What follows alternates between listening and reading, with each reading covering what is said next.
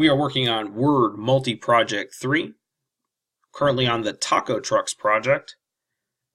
The first thing we need to do to this document is to move the independently owned and operated line all the way to the bottom between the green bar and the hours of operation.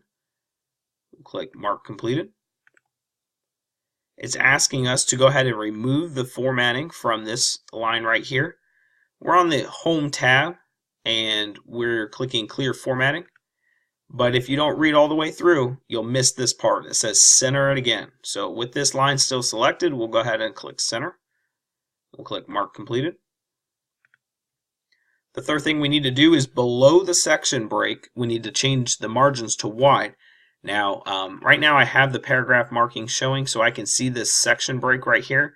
If you do not have that, you want to click the Home tab, go to the paragraph group, and click this button right here.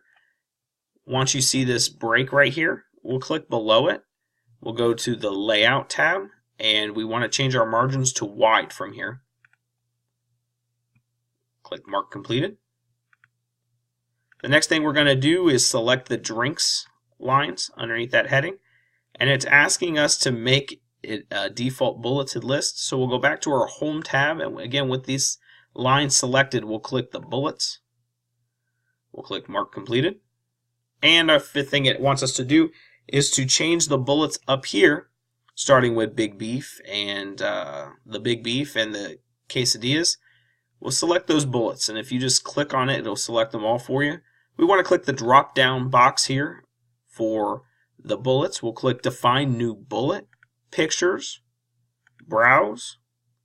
We'll go to our Documents GMetrix folder, and we'll select Tacos, or Taco the image, JPEG. We'll click OK. Went ahead and replaced those bullets with tacos. We'll click Mark Completed.